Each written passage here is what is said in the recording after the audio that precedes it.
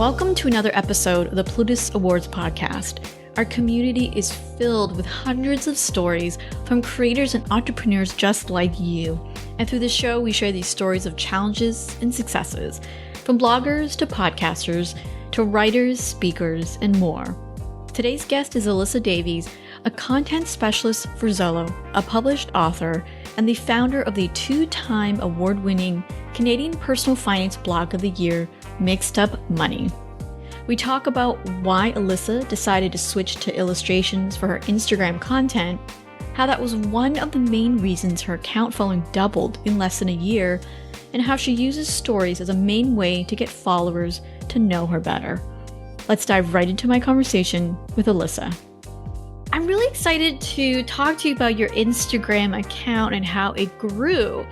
I know that you had, I guess the word for it is maybe pivoted the way you posted your content back in April 2020. So talk to me about what that is and why you decided to make that change. For sure. So I started to do the illustrations, I think I started in early 2020, but I just was drawing. I was almost too afraid to post a lot of them because they were terrible. But it was just something I started to do for fun originally because I had lost most of my hobbies due to the pandemic and I had a lot of free time at night. I also wanted to remove myself from my Instagram feed, which might sound a little strange to some people, but I felt like I didn't want to be what people perceived as an influencer or that typical person that felt like I had to take pictures of myself all the time and put every part of my life on the internet, because part of me is still a really private person. And for that reason, I was looking for new ways or creative ways to eliminate that part of my life. I would rather spend the time drawing or making really unique graphics than I would be asking my husband or whoever I could get to take a picture of me, because I felt like that didn't relate to finance at all. And I was looking for kind of a medium ground to make my audience feel like they could still connect with me, but also be learning about money at the same time. And what's your goal with your Instagram account? So I don't know what my specific goals are. I have never done anything with my platform as far as looking to be the biggest account out there. I think I'm more about just creating a safe space and making people feel comfortable to make the leap into talking about money. And that's really my main priority with Instagram, is making it feel like a non-judgmental and a safe place to come and talk with other people that are like-minded. And so numbers wise, I try not to stress too much because otherwise I get in my own head. And I made like one small goal at the beginning of this year for my Instagram, which was to hit 20,000 followers by the end of the year. And I'm already almost there. So that's really exciting. Other than that, I just wanted to kind of build a community that felt separate from the space I'd already built on other social media platforms, because in those areas, it's typically just other personal finance creators, and I wanted to connect with people that were outside of that world. So it sounds like, from what I'm hearing, you wanted to build a community, but it wasn't necessarily centered around you and your persona per se, right? Yeah, I just wanted it to be open for anyone to feel welcome, because I'm only one person. I only have a certain amount of experiences and I can't relate to everyone in the same ways that I would love to.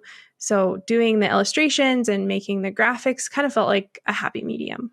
I'm curious about before you made this switch. And so this is something I called the shoulds, like you should do this, you should do that. When you started the account and you were growing it, did you feel like you should have this persona or should be an influencer in order to even grow the account? I'm not sure if I felt like I should.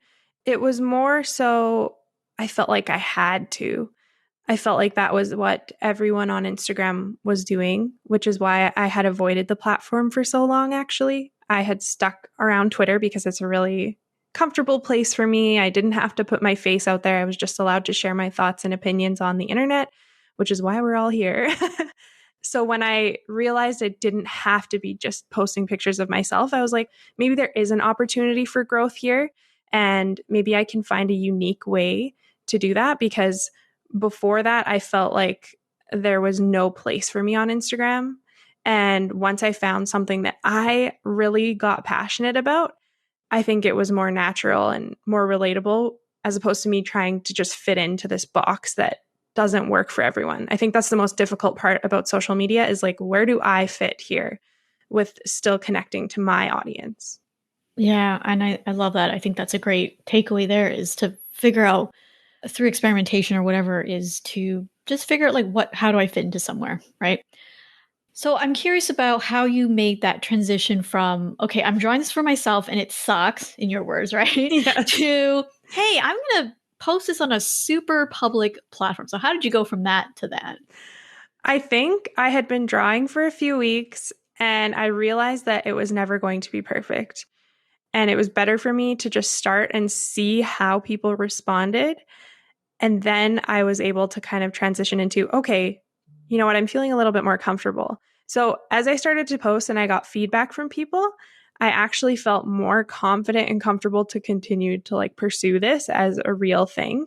If people had responded negatively, I probably wouldn't have continued down that path. And I also feel like because I had a little amount of followers at that time, like I had under 2,000 followers before I posted any illustrations. At first, they were kind of like stick people. So they weren't great at all, but no one was like, these are terrible. No one was as angry or as mean as I thought they would be, because that's just what I'm so used to on the internet is negative spaces. And I've found a way to make it really the opposite of that. Yeah, I love stick people. So, hey, all the power to you, right? Yeah. Now, of course, Instagram, there's like the picture or the photo and then the caption. I'm curious when you switched from, I guess, pictures of yourself or whatever it was before to the illustrations, was the content different? Like, was the caption, I guess, specifically, was that any different? Or did you make a full transition into different writing styles or whatever it may be because you were doing illustrations?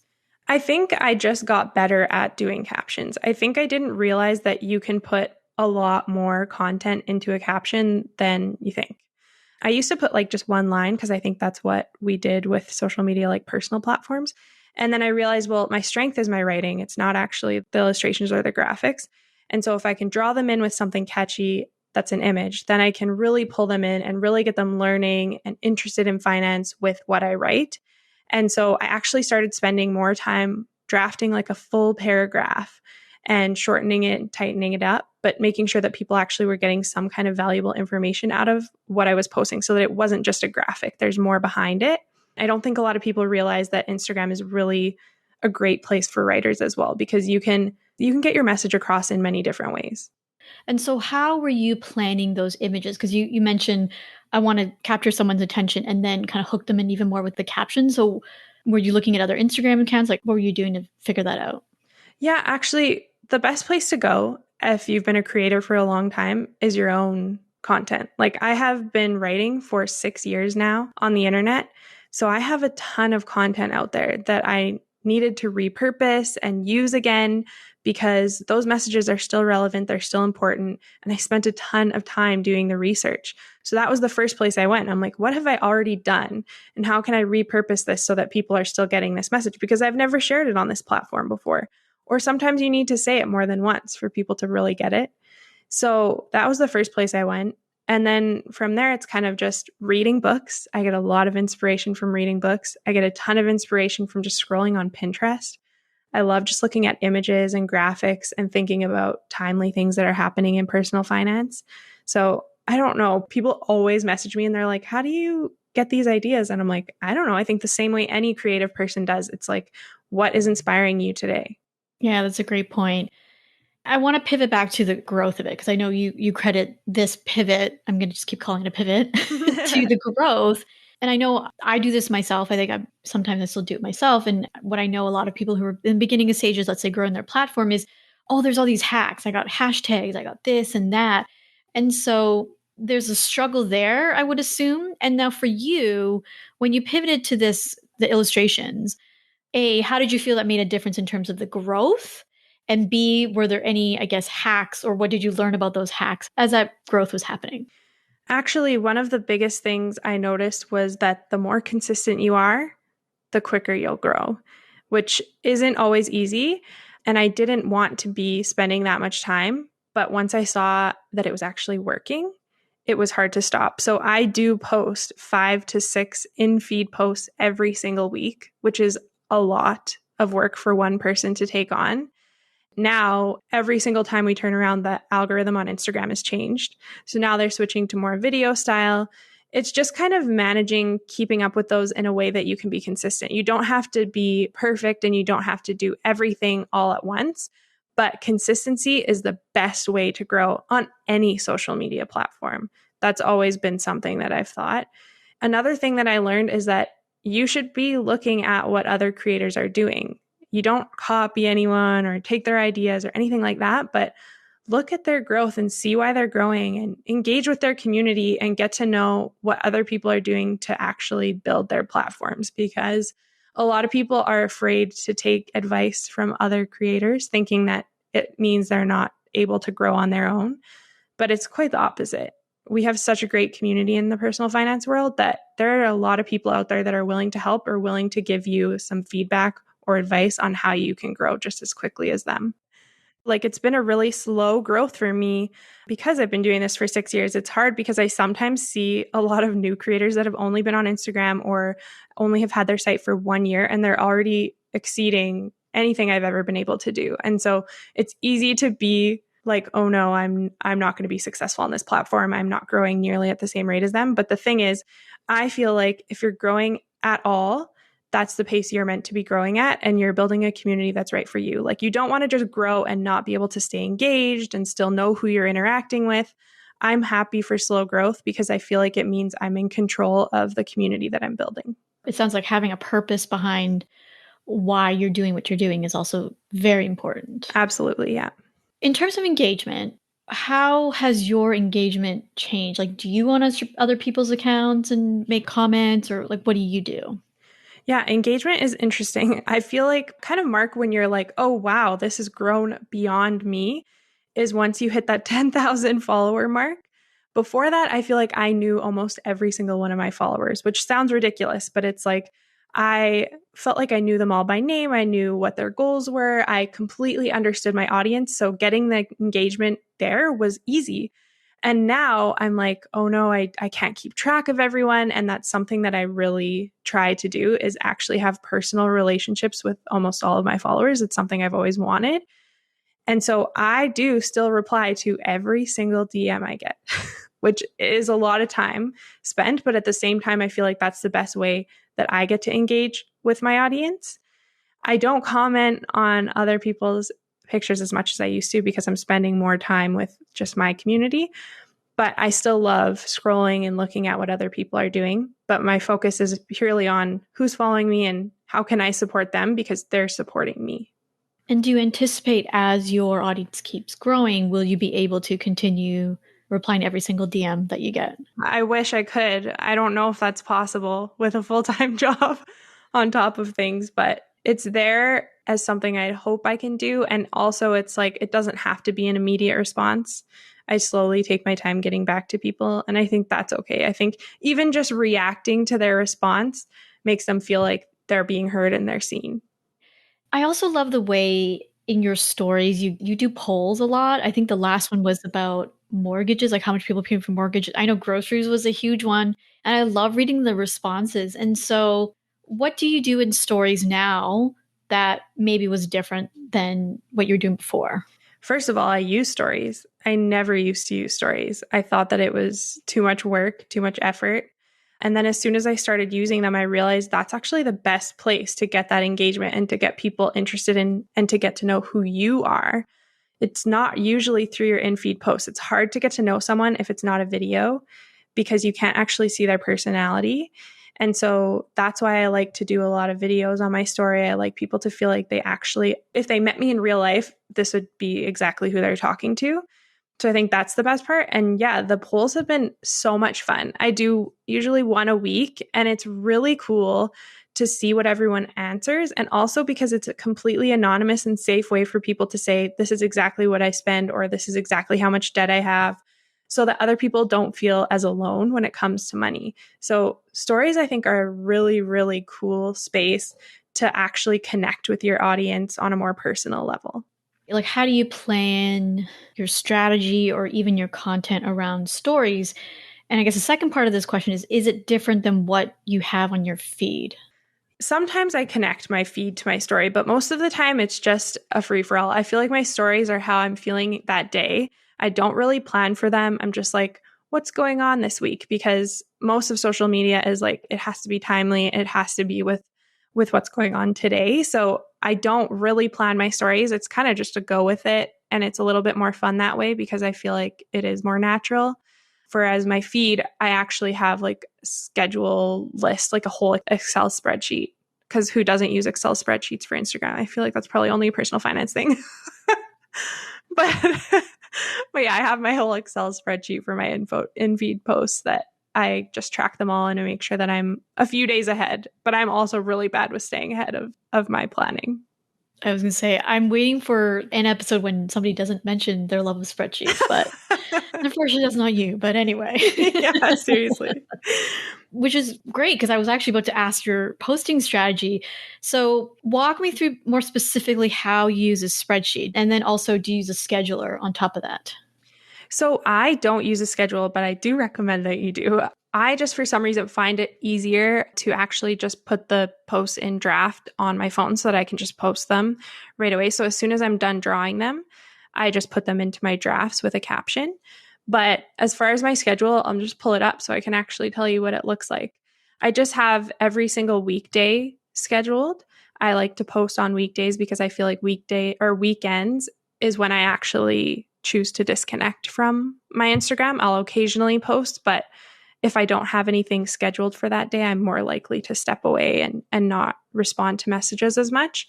So I try and do 5 posts throughout the week. I have just the idea, the color scheme that I'm going to be using, the caption idea, if there's any necessary links for data or anything like that, I keep that all in the spreadsheet. And then there's a checkbox, which is my favorite part because as soon as it's done, I click the checkbox. How much time would you say you spend planning the content? Planning is probably what takes the longest. I spend usually 1 day a week brainstorming and looking for ideas or pieces of content on the internet that inspire me. It takes me about an hour to 2 hours to draw every single image that is on my page. And then it takes probably 10 to 15 minutes to write the caption, unless it's a really quick and easy one. Yeah, it's a lot of time. Now that I'm just hearing myself say that out loud, it's like, wow, how many hours is that? Probably 10 to 15 hours a week or more that I spend planning and prepping my Instagram. Yeah, but that's really helpful to know because it gives, or at least in your story with many others, it gives a good kind of, I'm going to air quote this, realistic time frame of how much time it really takes to build a platform, right? Especially ones that you see maybe with hundreds of thousands of followers and might even have a team behind them. Oh, yeah. Now, for many business owners or online influencers or people who have a platform, they've been told, I guess general knowledge is that you don't want them to stay on the platform. You want to take them off the platform, maybe drive them to your email list or this and that. Do you have a goal or do you lead your followers to your website? Yes, I always send them to my website. The hardest part is that a lot of people who are new to Instagram don't actually know that I have a website. So I feel like I'm constantly trying to direct them there. I have all of my links in my bio. And actually, one of the best tips I ever got was to move away from those Linktree or any of those other third-party sites that connect people to your links. Just build that on your website. That right there will increase your website traffic rather than directing them to a third-party traffic that might lose them immediately. So I did that. It's helped a ton. And then I also share all of my blog posts every single week, any affiliate links, any of my stuff that's on my shop. I have a lot of free products for people because that's an easy way to drive them to my website and get them to my blog, which is really where I want them to end up because that's where they'll get the education they need. But essentially, yes, always trying to drive them to my website or get them on my newsletter list. And in terms of affiliate links and all those things, is that how you're monetizing the account? So the funny thing is I never used to focus on affiliate income. I feel like it's too much work and I don't like to feel like I'm selling products. So I don't work with very many affiliates to begin with. But ever since I hit 10,000 followers on Instagram, which is really when things will start to shift for you if you have an online platform and you get that swipe up link, it's a game changer. It becomes so much easier to do affiliate marketing. And so that's kind of when I made the switch to actually doing it. I still don't push it very often. Like some people do it daily. Some people do it 3 times a week. I do it just whenever it's actually relevant and timely for me. That's a really interesting way to make money. But most of my website, I never have been aiming to make an income from it. So anything that I do earn from my website is a bonus. So I do a lot of freelance work and a lot of contracts or sponsorships, but those are really minimal. And those are things that I love because I'm able to say no because I already do have a full-time income. Right. So it sounds like you're doing this partially for fun and partially to help people. Yes. Is what I'm hearing. Okay. Yeah. And like the income, it's there and it's a huge bonus. So I'm not going to downplay that at all. It's a great way to make money, but that's never been my driving factor. So like I don't have ads on my website. If I do sponsored posts, I usually do only once a month at the most. But I've just made those decisions as like, those are my values for my business. So as you're growing an account, you're kind of figuring things out with Instagram. Did you find any kind of tricky spots as you were doing that, like any kind of challenges or hurdles that you found yourself facing? The most interesting part of Instagram or any social media platform really is that you want to push the boundaries a little bit because that's the fastest way to grow. But as soon as you start pushing the boundaries and doing anything controversial or saying anything that people might disagree with, you get a lot of hate and you get a lot of angry people. So I am now in a place where I feel like it's easy for me to deal with that backlash if I ever post something that not everyone likes, because I've also learned that if they aren't liking it, they aren't meant to be in your community, or they're not even in your community to begin with. A lot of them just come from, I don't know where they come from, but they're looking for a fight. And I used to exert a ton of energy trying to explain to them why they were needing a different perspective or why it was important to look at things from a different set of eyes. And now I realize that most of those internet people are not willing to learn. And so if they're not willing to learn, then they don't need to be in my space. So that's been one of the only things that I struggled with. And I still do struggle sometimes. Like one comment can really set you off and totally ruin your mood for the day. But now I just block them, or I just delete the comment, or I just move on. And I think that's okay. Right. Just having those boundaries in place. If you were starting all over again, let's say your account now is wiped to 0 followers and you just start from scratch, what would you do to build it back up again? Well, first of all, that can happen. So that is why I do think it's so important to push people to your website and to actually have another space for them to go in case something like that does happen, like you're locked out of your Instagram account, which is happening to a lot of people these days. But I don't know what I would tell people. I think I'm just trying to think, like, I don't know what I would do. I think I'd be okay with it because I understand that is a possibility. It's always kind of in the back of my mind. Like, what if everything went away tomorrow? Or what if I decided I didn't want to do this anymore?